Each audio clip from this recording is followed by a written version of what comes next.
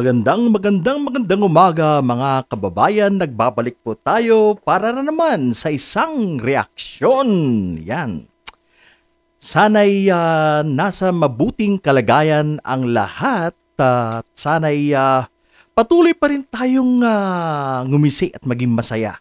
Despite of the challenges that we are facing, dapat maging masaya pa rin tayo. Laban lang. Yan, lagi po nating naririnig yan sa mga kapwa Pilipino. Laban lang. Yan. Alright. Gusto ko pong mag-react sa naging demeanor ni Vice President Sara Duterte. So, nasa spotlight lagi si VP Sara. Yun nga po, ito yung latest. Actually, huli na ako. Yung kanyang paggawa ng open letter at pinahayag in public. She addressed her letter to PNP Chief Romel Marbil. At yun nga, inilabas niya ang kanyang saluubin, ang kanyang frustration sa PNP Chief. Linabas niya ang kanyang sama ng loob sa PNP Chief. Bago po tayo magpatuloy, gusto ko pong i-shoutout ang aking mga tagapakinig, ang mga nanunod po sa aking mga videos. Sana po mag-subscribe po kayo sa aking channel sa mga hindi pa po nakapag-subscribe. At pakishare po sa inyong mga kapamilya, mga kaibigan, ang Manong Ray-Ban Channel. Yan. Marami pong salamat sa inyong lahat, mga mabubuting Pilipino. Yan. Yan nga po ang mainit ngayon. Ang kanyang paggawa ng isang open letter naka-address sa PNP Chief. Naririnig po natin yung tungkol po sa pagkakabawas ng kanyang mga security, yung kanyang security po sa mga pulis. Dati po, it was 433 personnels under po sa security ng Vice President. At nabawasan nga ng 75. At ito po ang kanyang kinasama ng loob. Dahil she is concerned of her security daw. At ngayon medyo mainit siya kay PNP Chief Marbil. At hindi ko po nagustuhan yung pagkakasabi niya po ng kasinungalingan. Na wag na nating wag tayong magsinungaling sa taong bayan. Yung linya po na yun, hindi po maganda bilang isang pinuno ng bayan ng bansa. Itong mga ginawa niya po na to, itong ginawa ni VP Saray, para po sa akin parang hindi professional. Hindi maganda sa isang pinuno ang magpalabas ng ganitong personal na saluubin. Dapat kinausap na lang niya personally. Nag-usap sila. Hindi mo na kailangang ibulgar at mabasa ng buong daigdig. Para po sa akin, bilang isang pinuno na naririnig naman natin na may ambisyong maging pinakamataas or highest leader of the country, maging presidente, dapat ang pinapakita niya ay yung mga magagandang qualities. Ito yung kanyang pagkakataon to win the votes, to win the hearts of the Filipino people. Ito yung kanyang pagkakataon para ipakita ang kanyang good side, para ipakita ang kanyang magagandang qualities. Alam naman natin na may planong tumakbo sa 2028. At ngayon medyo hindi maganda yung mga pinapakita niya. Kagaya na lang po ng pag-alis niya ng bansa. Nasa kalagitnaan ng trahedya. Maraming mga Pilipino ang umaasa ng tulong mula sa may kapangyarihan. I think it would be better if people will see you na talagang tumutulong sa kanila. Iba pa rin yung delegation. Iba pa rin. So we understand na magandang magpagde-delegate. Pero iba pa rin yung makikita nila yung kanilang leader, yung kanilang pinuno na kanilang sinuportahan na nandun mismo sa labas, tumutulong sa mga nasalanta, sa mga taong naapektuhan ng trahedya. Yan. Isa po ito sa pagkakaiba nila ni BP Lenny kasi si BP Lenny, ito po yung hands-on na leader. Hands-on, hindi po siya gaano yung nagde-delegate. Siya yung mismo, lalo na po sa mga may mga calamities, siya mismo ang nandun sa field para mag-distribute, mag-extend ng hand sa mga tao. Siya yung yumayakap sa mga taong emosyonal, mga taong umiiyak dahil sa kanilang maaring pagkasira ng bahay, pagkawala ng family member. Ganyan po ang kailangan ng ating mga kababayan, yung leader na dumadamay. Yan. Diyan mo makikita ang isang leader. Sabi nga ni former Vice President Lenny, ang tunay na leader ay yung makikita mo. Andyan yung presensya niya. Especially sa time of hardships. Andyan siya. Lumalabas, nagtatrabaho, meron siyang empathy sa taong bayan. Ginawa kasi ni BP Sara, pwede namang i-cancel yung kanyang lakad. Kasi mas mahalaga, if you were a public servant, mas mahalaga yung pagserbisyo sa tao kaysa sa iyong sarili. That's the, ideally. We're not saying na wala na siyang pagkakataong umalis or magbakasyon. No, we're not saying that.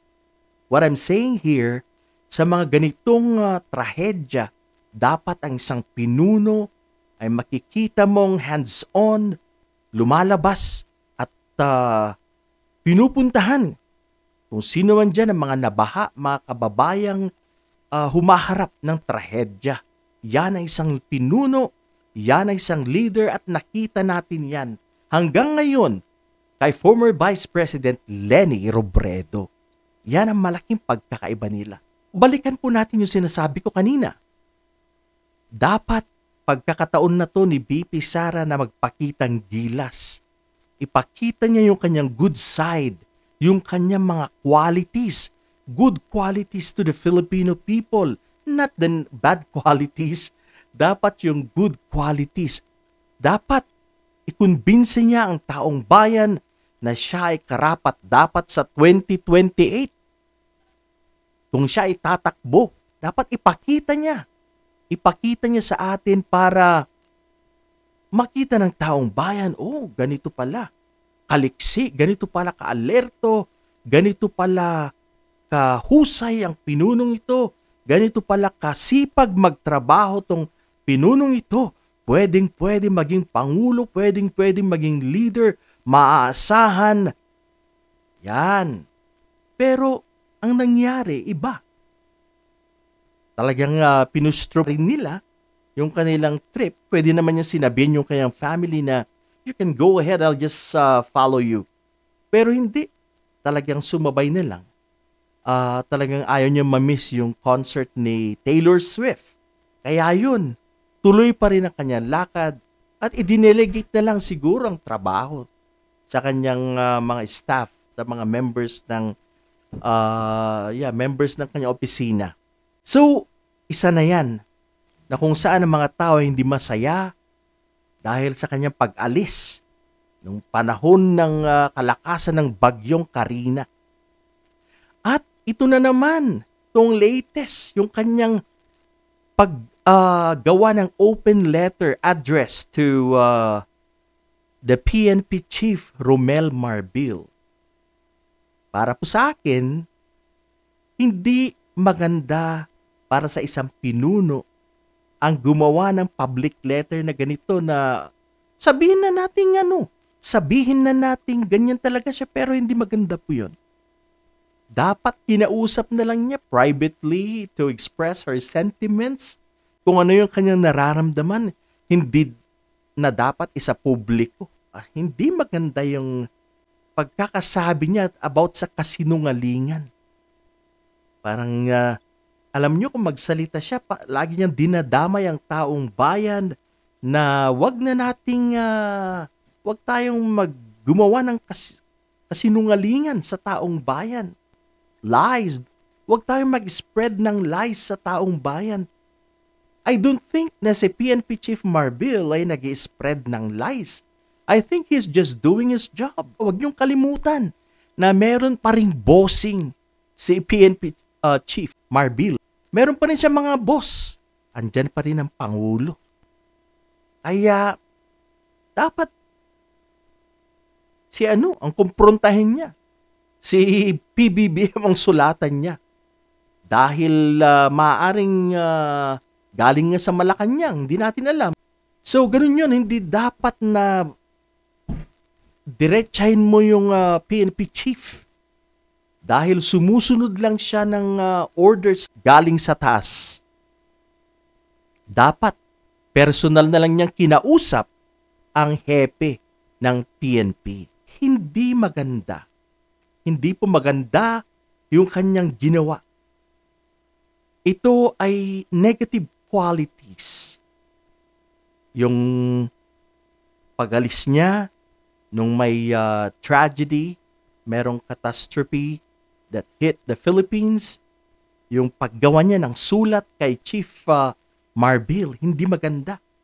These are negative qualities. Ito ay nagpapakita kung sino siya, anong klase siyang leader. Dapat yung magaganda yung pakita mo sa mga tao.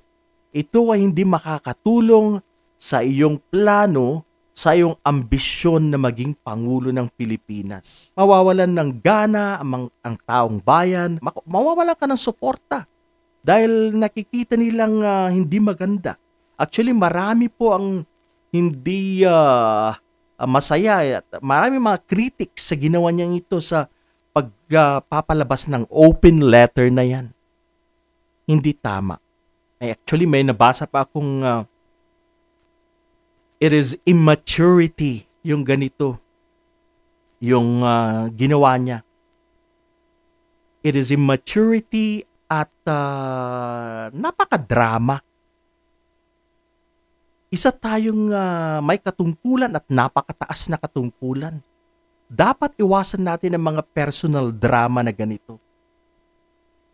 Kung titignan natin si Vice President Leni Robredo, yung mga nakaraang vice presidents, hindi naman sila, wala naman tayong maalala na kung saan very personal yung kanilang mga pamamahayag, napakadrama. Sana bawas-bawasan natin yung pagiging madrama. Wala lang susuporta sa kanya dahil nga sa attitude na pinapakita niya. Mga kababayan, kailangan natin ng pinuno na marunong gumamit ng diplomasya, mabuting pamamaraan, mabuting pananalita, hindi dinadaan sa init ng ulo, sa emosyon. Dapat ang isang leader, a leader should act as professional. Professionalism ang kailangan dyan. Isa siyang abogado, kaya dapat mag-aktong abogado, isang professional, isang lingkod bayan. Ang lingkod bayan dapat humble, may humility. Dapat wag nating ipakita na nasa sa atin ang power, nasa sa atin ang kapangyarihan. Hindi po yan. Remember na ang taong bayan ang nagpaupot sa atin sa pwesto. Sila ang naglagay sa atin sa pwesto. Ang ating kapangyarihan sa ngayon ay utang natin sa taong bayan. Kaya para sa akin, hindi po maganda ang open letter na ito. Imbis na makakatulong para maparami kanyang mga supporters, wala. Ito po ay magpapahina sa kanyang bid for presidency. Negative po. Negative itong mga nakita natin. Hindi maganda. Hindi nirespeto ang posisyon ng PNP. Hindi nirespeto ang desisyon ng PNP. So, BP Sara, wag nating personalin si Chief Marbil. He's just doing his job. Sumusunod lang siya sa utos mula sa taas, mula sa Malacanang. At sana maunawaan mo na mas kakailanganin ng taong bayan, ng mga malalaking syudad, ang manpower ng mga kapulisan. Dahil masyadong malaki, it is very unusual yung 433 na personnel. Security mo, masyadong marami. I saw a post na kinumpara nung panahon ni Binay, may Vice President Binay, panahon ni Vice President Robredo, panahon ni Vice President Noli de Castro, napakaliliit. Kay Vice President Noli de Castro may 6 lang yata or 4. Tapos kay VP Binay, 6 lang yata. Kay VP Lenny, 70, kung hindi po ako nagkakamali. And then, sa'yo is 433. Binawasan ng 75. So, malaki-laki pa rin po yun. Kaya, dapat maunawaan natin yan. Dapat maging mature tayo. Unawain natin na kailangan na gamitin natin ang kapulisan sa mga areas, sa mga bagay na mas kinakailangan ng tulong ng pulisya, security para sa taong bayan. Yan lang po mga kaibigan, ang ating maikling reaksyon sa open letter ni VP Sara kay PNP Chief Romel Marbil. Marami pong salamat sa inyong panunood. Thanks for supporting my channel. Sana po mag-subscribe pa po kayo at sana'y panatilihin po natin ang pagiging isang tapat at mabuting Pilipino. Maraming salamat.